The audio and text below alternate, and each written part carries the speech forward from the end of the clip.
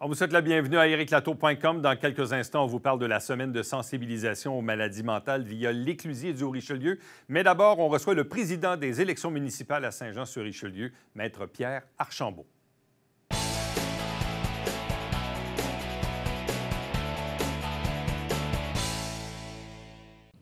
Élections municipales partout au Québec et ici à Saint-Jean-sur-Richelieu dimanche le 7 novembre.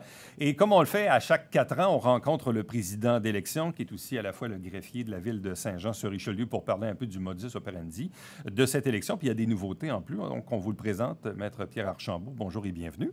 Bonjour, merci. Ça me fait plaisir d'être ici. Donc en poste comme greffier depuis combien de temps? Je suis ici depuis février 2020. Donc, je suis arrivé à la ville de Saint-Jean-sur-Richelieu un petit peu plus d'un mois avant la fameuse pandémie qui a affecté tout le monde par la suite. Pandémie qui nous a obligés, dans le fond, d'avoir des assemblées de conseils sans public, d'avoir des conseillers qui le font à distance via Zoom. Donc, c'est complètement nouveau, ça, dans le monde municipal, là. Oui, ce sont de nouvelles règles. On a dû s'adapter. On a suivi en même temps les recommandations qui venaient de la législation provinciale. Il y a eu des adaptations rapides, donc ça s'est fait quand même relativement bien, autant pour pouvoir passer à distance que là, maintenant, on est dans une formule hybride où la plupart des conseillers sont revenus sur place, mais c'est possible de rester à distance encore. Qu'est-ce qui fait que vous êtes atterri à Saint-Jean comme greffier? Bon, François Lapointe prenait sa retraite, mais bon, vous arriviez d'où? Qu'est-ce qui fait que vous êtes atterri ici? Bon, pour faire une petite histoire rapide, moi, j'ai grandi dans les cantons de l'Est, à Granby. J'ai grandi là. Ensuite, je suis allé à l'Université de Sherbrooke. Par la suite, j'ai travaillé en privé. J'ai fait du droit municipal en privé. Par la suite, j'ai passé pour travailler pour une ville en tant qu'assistant greffier. J'étais dans une ville de taille pratiquement similaire à Saint-Jean-sur-Richelieu, mais sur la rive nord de Montréal. Ma conjointe travaillait déjà sur la rive sud. Donc, quand l'opportunité s'est présentée à Saint-Jean-sur-Richelieu, je trouvais que c'était une très belle opportunité. Donc, j'ai sauté sur l'occasion. Je peux comprendre que si monsieur travaille sur la rive nord et madame sur la rive sud, ça peut être des fois un peu compliqué. On trouve le moyen de faire la conciliation, mais je comprends. oui, on a dû déménager en même temps, donc ça a été bien pour ça. Je dois d'ailleurs vous féliciter parce que, bon, évidemment, vous savez, la politique étant la politique, parfois, les politiciens mettent des plures de bananes sur le chemin des greffiers. Vous en êtes plutôt bien tiré d'affaire dans vos premières semaines comme greffier. On a tenté de vous mettre des plures de bananes, mais vous n'avez pas glissé dessus. Alors, merci. Je vous dis bravo. Je prends le compliment, mais je n'ai pas vu... J'ai rien vu de particulier. Il y a, les politiciens sont là, il y a des conseillers, il y a le maire, il y a une équipe et plusieurs équipes qui peuvent être là. Le rôle du greffier est un rôle qui est neutre, donc on est là pour rappeler les règles. C'est pas à nous de trancher ou très rarement c'est à nous de trancher. Et c'est ça, vous l'avez dit, c'est pas à vous de trancher. Parce que des fois, il y a des élus qui aimeraient que le greffier tranche, mais vous ne l'avez pas fait, puis c'est correct, là. Dans le fond, on applique les règles. À chacun son rôle, oui, puis je suis là pour rappeler les règles en cas de besoin. Bon, et le greffier, d'office, est aussi le président d'élection. Pourquoi? Oui, je vous dirais que c'est la loi qui le prévoit. Donc, les villes sont des entités qui ont été créées par le gouvernement provincial. Donc, c'est ce qui est prévu dans la loi sur les cités et villes. Il y a aussi la loi sur les élections référendums dans les municipalités qui vont venir régir aussi puis encadrer les élections. C'est comme ça d'office, à moins... donc, il y a des exceptions. Là, si le président d'élection se trouve être en conflit, à ce moment-là, il devra demander d'être exempté de cette tâche-là, ce qu'on voit peu fréquemment. Mais sinon, c'est le greffier. Oui, effectivement. Bon. Une élection dans une ville comme Saint-Jean-sur-Richelieu, donc tout près du 100 000 habitants, on ne l'a pas encore atteint, mais on va l'atteindre un jour, ça consiste en quoi comme mécanique, comme logistique, comme organisation? C'est quand même une bonne organisation. Vous savez, dans le quotidien, dans mon emploi à la ville de Saint-Jean-sur-Richelieu, je dirige une équipe d'à peu près une vingtaine de personnes. Pour les fins de l'élection, on va embaucher pratiquement 700 personnes. 700? Pour combler, oui, effectivement, autant pour combler le jour du scrutin, le 7 novembre, que le vote par anticipation qui va se dérouler cette année sur 2 jours, le 30-31 octobre. Donc ça aussi, ça fait en sorte qu'on a besoin de personnes additionnelles. Il va y avoir du vote par correspondance cette année, ce qui est une nouveauté aussi. Donc, déjà là, c'est une tâche donc, au niveau du recrutement, trouver le personnel, former aussi de façon adéquate le personnel. Ça, c'est un des volets de la préparation de l'élection. L'autre volet aussi, c'est de trouver les locaux, donc de tout préparer, de trouver les locaux, s'assurer qu'on a une bonne planification qui est faite, une préparation pour pouvoir monter, démonter ces locaux.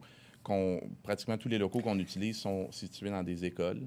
Avez-vous réussi à recruter vos 700 personnes? Parce que quand on regarde le marché de l'emploi en ce moment, où le recrutement est difficile dans plusieurs secteurs, avez-vous réussi à recruter? Je dois vous dire que le recrutement va très bien.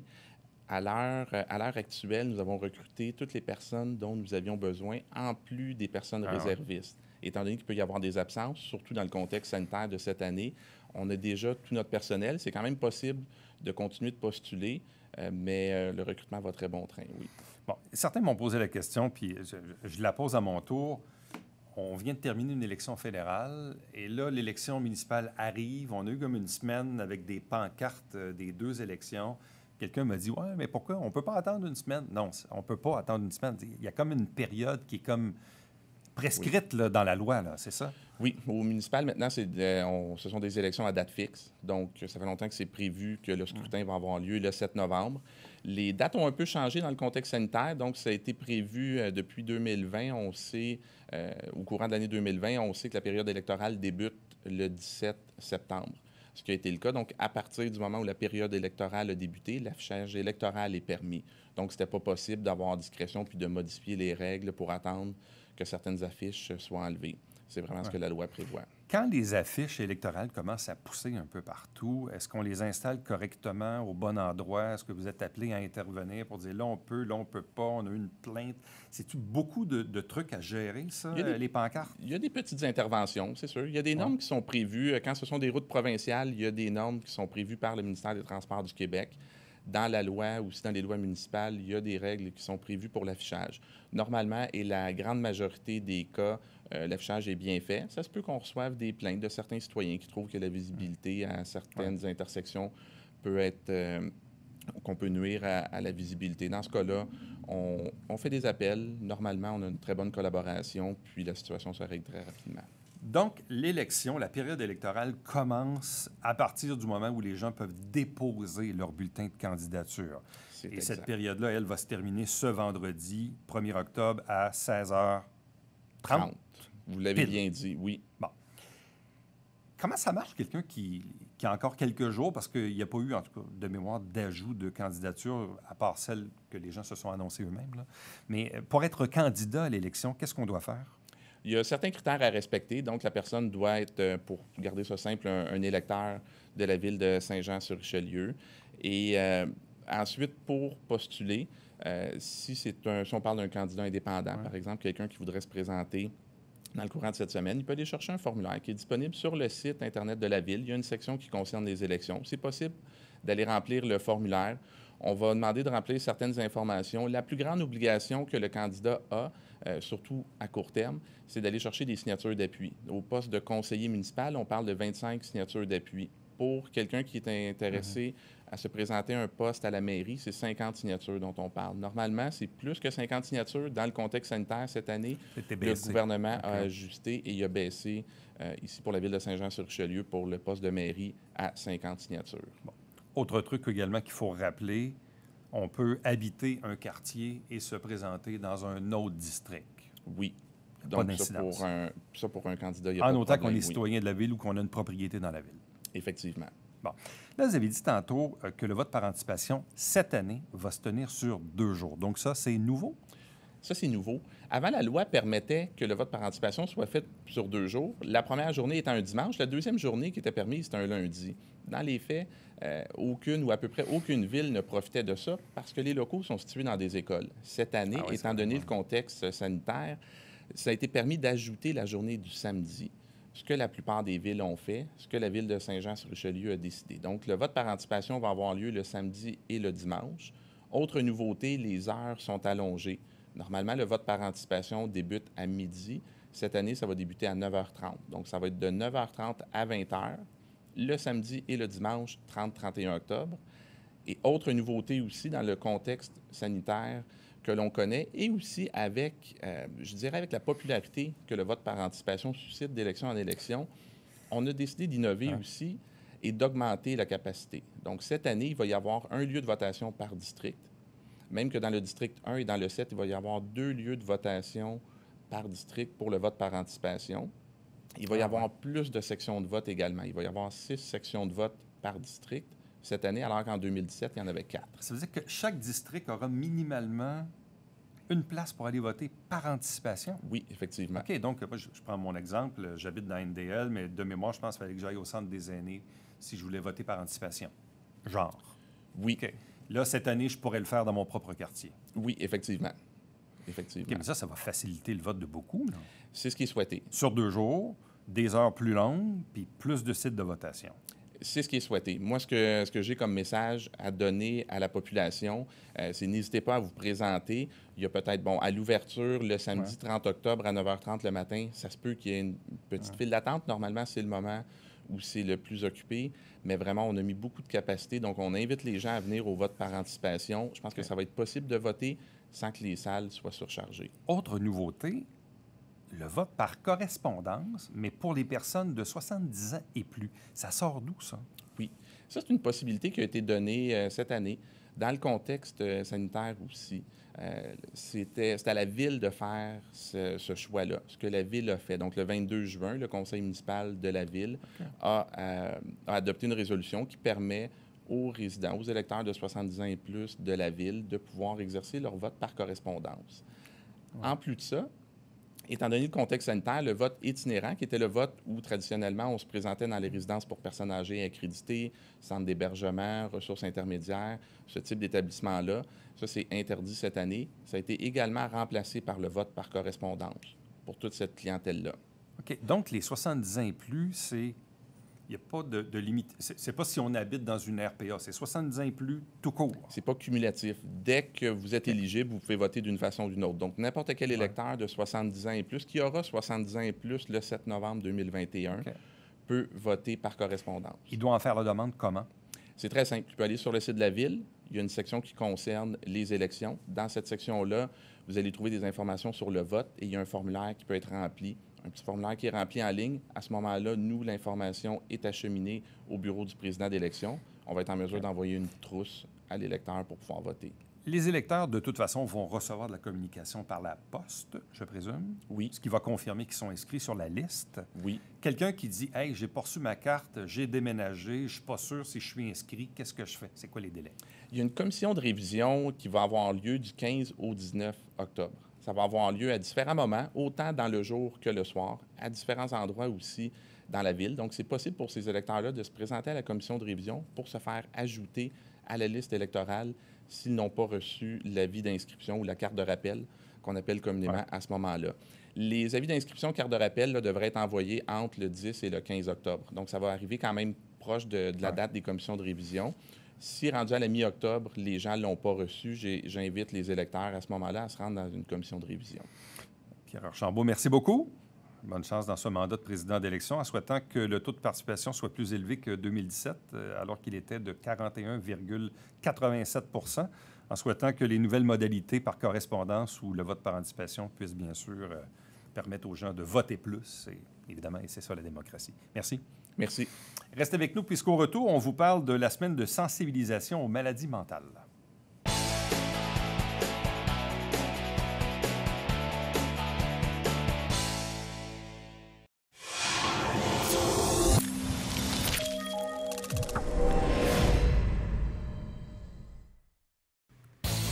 Salut, ici Alexandre Baudouin. Et François Trépanier. François, cette semaine à Sport Express, quelqu'un qui est en train de faire son bout de chemin à la boxe. Absolument. Boxeur professionnel pour le groupe Yvon Michel, Alexis Barrière est avec nous. Manquez pas ça.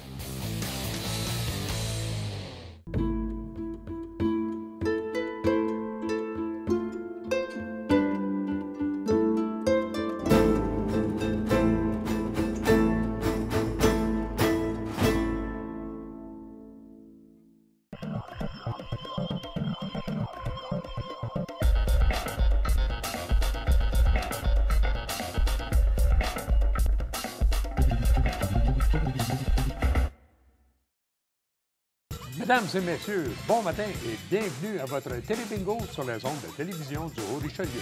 Vous aimeriez jouer au bingo dans le confort de votre foyer? C'est possible. Tous les dimanches matins, 9h30, à la télévision du Haut-Richelieu, maintenant en haute définition au 609. Pour vous procurer les livrets du télébingo, c'est facile. Consultez la liste de nos 30 dépositaires au www.tvhr9.com.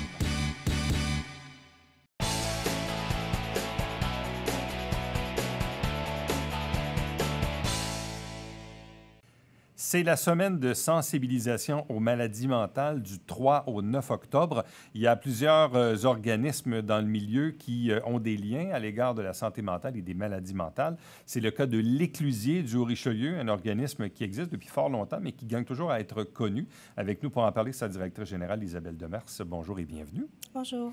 Bon, d'abord, résumons, mais qu'est-ce que c'est l'Éclusier du Haut-Richelieu? Mais l'Éclusier offre des services aux membres de l'entourage. Alors, dans la région du Haut-Richelieu, on est le seul organisme à s'occuper des familles, des proches d'une personne qui a un trouble de santé mentale. Bon. C'est une nuance importante parce que les gens qui ont une problématique de santé mentale ont des ressources, bon, on le souhaite, soit leur propre médecin, psychiatre ou d'autres organismes là-dedans. Mais vous, c'est vraiment pour l'entourage de la personne qui a un problème de santé mentale. En quoi les gens de l'entourage ont besoin de support quand ils doivent composer avec quelqu'un de leur entourage qui a une problématique de santé mentale? Bien, évidemment, quand quelqu'un a un trouble de santé mentale, c'est tout un réseau qui est impacté. Les membres de l'entourage ont tendance à vouloir être présents pour leurs proches, à les soutenir, mais souvent, ils oublient eux-mêmes qu'ils ont besoin de soutien. Donc, l'épuisement, on parle des proches aidants aînés, mais c'est la même chose au niveau des proches aidants santé mentale. C'est très épuisant d'avoir quelqu'un dans son entourage qui souffre d'un trouble de santé mentale. Et une phrase qu'on entend souvent d'ailleurs, c'est « quand mon proche va bien aller, je vais bien aller ». Une première erreur parce que en santé mentale, souvent, c'est long avant que le bien-être s'installe. Donc, c'est important de se protéger aussi. Et de ne pas sombrer à son tour parce qu'on peut nous-mêmes s'épuiser à vouloir aider quelqu'un qui lui-même vit des problématiques. Exactement. Et ça peut devenir lourd. Là. Oui, tout à fait. Bon. La campagne de sensibilisation de cette année, en 2021, la thématique est « Parce que tu comptes, toi aussi, garde le cap », avec comme porte-parole Jean-Philippe Dion. Donc, expliquez-nous un peu en quoi consiste cette semaine de sensibilisation aux maladies mentales. Oui, effectivement. Cette année, on vise plus particulièrement la clientèle des jeunes proches aidants, donc les 18-24 ans. Donc, en fait, de façon générale, c'est sûr que c'est un message qui s'adresse à la population en général, mais plus spécifiquement, c'est une clientèle qui souvent passe sous les radars et qui tarde aussi à venir chercher du soutien à cause de la stigmatisation. Donc, c'est sûr que l'objectif de la campagne, comme on l'a déjà mentionné, c'est vraiment de faire en sorte c'est important pour les membres de l'entourage de se considérer comme des aidants qui vont faciliter le rétablissement de leurs proches, mais aussi de prendre soin de soi. Bon, c'est quoi les impacts de la pandémie sur les gens, justement, l'entourage d'une personne qui vit avec une problématique de santé mentale ou même vous-même au niveau des services? Bref, la pandémie, ça a changé quoi dans votre milieu? Bien, je pense qu'on en parle beaucoup ces temps-ci. La pandémie vient automatiquement avec problématiques en santé mentale. C'est vraiment quelque chose qui est à l'ordre du jour actuellement. Fait qu'on imagine l'impact sur la population, mais encore plus pour les personnes fragilisées. Donc, la pandémie, oui, ça a un impact sur les gens. Ça a un impact sur tout un système autour, donc toute la famille. Bien sûr, la pandémie à l'Éclusier a fait en sorte qu'on a une augmentation des demandes, mais c'est important aussi de se rappeler puis de mettre en lumière qu'au-delà du nombre, c'est aussi les situations de crise qui sont de plus en plus importantes, les situations de cas qui sont de plus en plus complexes. Puis aussi, bien, il va y avoir un après-pandémie et c'est là-dessus qu'il va falloir bientôt se pencher. Bon, ça, c'est l'autre question parce qu'il y a eu la pandémie, puis la pandémie, on la vit en différentes phases, 1, 2, 3, 4, là. Mais là, en même temps, on rentre dans une autre phase où on commence à parler d'après-pandémie, de post-pandémie, et ça, vous l'appréhendez comment? Bien, évidemment, 2 ans de pandémie mondiale, c'est clair que ça ne va pas se régler en quelques mois. Ça, c'est... Donc, il va falloir vraiment éventuellement que les instances gouvernementales soient conscientes. Je pense que le milieu communautaire, nous, on se prépare déjà. Donc, ça va être encore quelques années à soutenir les familles et les proches parce que c'est vraiment pas quelque chose qui est terminé, là. Bon, vous voulez amener les membres de l'entourage d'une personne qui vit une problématique de santé mentale à se voir comme étant un élément positif quoi, dans le rétablissement de cette personne-là? Oui, bien parce que les membres de l'entourage, ils font partie du processus de rétablissement. C'est eux qui ont plein d'informations. Ils sont là pour soutenir leurs proches aussi. Donc, c'est clair qu'on a vraiment un mouvement actuellement qui, quand même, s'intensifie. On a le milieu médical aussi qui, de plus en plus, reconnaît les membres de l'entourage comme faisant partie du processus de soins. Donc, l'objectif, c'est de faire en sorte qu'on équipe ces familles-là à pouvoir aider leurs proches tout en conservant leur équilibre. Et vous dites que ces personnes-là doivent se voir elles-mêmes comme étant un élément positif du rétablissement de la Oui, personne. tout à fait. Oui, oui. Ouais. Ce qui n'est pas toujours le cas. Les gens ne se voient pas toujours comme ça, comme étant un élément important dans le rétablissement. Bien, ils ont un certain pouvoir. Et puis, des fois, c'est pas toujours évident dans le milieu médical de se retrouver. Donc, on est là à l'Éclusier pour les orienter. Ils ont parole, ils ont des choses à dire. Ils sont les premières personnes en première loge pour constater des symptômes à l'occasion. Donc, il y a possibilité de transmettre des informations, comme par exemple au médecin. Si on ne peut pas le dire verbalement, on peut écrire une lettre pour le mettre au dossier. Donc, souvent, ils se méprennent un peu. Ça part d'une bonne volonté, mais effectivement, ils ont besoin d'être orientés pour comprendre que oui, ils ont un effet positif, puis ils ont des champs d'action sur lesquels ils peuvent agir. Mais dans le fond, puis c'est ça qui est un peu qu'il faut rappeler, quelqu'un qui nous regarde en ce moment, dont le frère, la sœur, le fils, la fille, cousin, cousine, conjoint, conjointe, vit un problème de santé mentale, des dépressions à répétition allant même jusqu'à la schizophrénie, je veux dire, le panier est assez large. Il faut que ces gens-là prennent le téléphone puis ils vous appellent. Tout à fait. Tout à fait. Ils appellent l'Éclusier dans le Haut-Richelieu, puis il y a même une ligne québécoise pour laquelle on peut même, si on n'est pas sur le territoire, on peut même appeler le 1-855-CRAQUÉ, puis rejoindre l'association de sa région. Bon. Et là, à ce moment-là, une fois que moi, je vous appelle, je vous dis, oui, j'ai un membre de ma famille là, qui a des grosses problématiques de santé mentale, je suis en train de m'épuiser à l'aider, ça ne marche pas, qu'est-ce que je fais? Pouvez-vous m'aider? Qu'est-ce que vous faites à ce moment-là? Bien, c'est sûr que la première étape, c'est d'accueillir la famille, les proches, et puis d'évaluer les besoins. Nous, on est là pour les accompagner. Donc, à l'occasion, ça peut arriver que l'Éclusier ne soit pas la meilleure ressource. Alors, on va diriger. On travaille vraiment en partenariat avec différentes ressources, que ce soit le centre de crise, que ce soit les ateliers pour les membres de l'entourage qui ont un problème de consommation. Donc, on est là pour les orienter. Et puis, si, bien sûr, on peut leur rendre service, bien, on offre différentes opportunités. Ouais. Vous avez même des ententes, je pense, avec le service de police? Oui, c'est tout récent, effectivement. On a signé une entente avec le service de police de Saint-Jean-sur-Richelieu et le centre de crise. Donc, c'est une entente de référencement systématique. Le référencement systématique, ce que ça dit, en gros, c'est que au lieu de juste donner un dépliant de l'Éclusier, le policier ou l'intervenant du centre de crise qui identifie un membre de l'entourage demande à ce que l'Éclusier puisse les rappeler, communiquer avec eux. Parce qu'on le sait, en situation de crise, on a beau avoir plein d'informations qui rentrent, c'est difficile. Donc, après que la crise soit passée, une journée ou deux après, l'Éclusier intervient à ce moment-là, puis on peut au moins informer la clientèle qu'il y a des services pour eux. Bon. Et durant la semaine de sensibilisation aux maladies mentales, donc du 3 au 9 octobre, ici dans la région, vous avez des activités particulières. Vous avez un cahier, je pense, dans le Canada français. Oui, effectivement. Et c'est une première cette année. C'est une belle initiative. C'est un beau projet de partenariat avec justement plusieurs organisations qui travaillent auprès de la clientèle touchée par les maladies mentales. Donc, c'est une parution qui va avoir lieu dans le Canada français du 7 octobre, en plein pendant la semaine de sensibilisation. Alors, c'est sûr que j'invite tout le monde à aller consulter le cahier parce que, si je ne m'abuse, les cahiers spéciaux sont gratuits, même pour ceux qui ne sont pas abonnés pour le Canada français. Donc, il va y avoir vraiment toutes sortes de textes et c'est une belle façon d'aller visiter la maladie mentale d'une façon un peu plus positive. Bon. En même temps, l'Éclusier fait partie d'un regroupement provincial, parce que là, c'est une campagne nationale avec Jean-Philippe Dion comme porte-parole. Donc, parlez-nous un peu de vos liens entre l'organisme ici, localement, et le regroupement comme tel. Oui, ça fait déjà plusieurs années qu'il existe un regroupement pour les organismes comme le nôtre. Ça s'appelle le réseau Avant de craquer.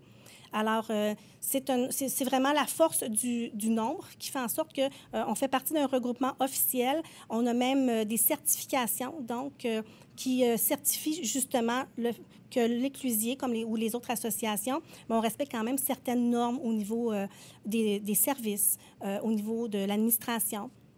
Et vous êtes plusieurs organismes à faire partie de ça?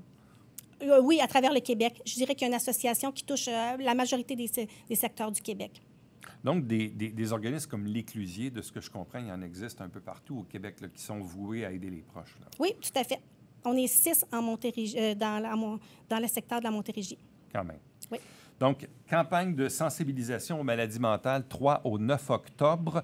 Et on veut évidemment peser sur le bouton pour que les personnes de l'entourage d'une personne qui vit une problématique de santé mentale puissent évidemment connaître et appeler l'Éclusier du Richelieu, qui existe ici depuis quoi? Une trentaine d'années? Plus de 30 ans. Plus de 30 ans. Donc, vous avez les informations d'ailleurs à l'écran. Comme on le disait tantôt, il y a aussi la ligne nationale qui est le 1-855 craqué. Et puis là, cette année, donc, dans cette campagne-là, vous visez entre autres le public cible des 18-25 ans. Exactement. Bon, un dernier mot avant de quitter? Bien, n'hésitez pas. En cas de doute, j'ai le goût de vous mentionner, bien, appelez l'Éclusier. Nous, on est là, on est très ouverts. On est là pour vous accueillir. Puis si on n'est pas la meilleure ressource pour vous aider, on va vous transférer au bon endroit. Isabelle Demers, merci beaucoup. Merci. Reste avec nous. On vous revient après ceci.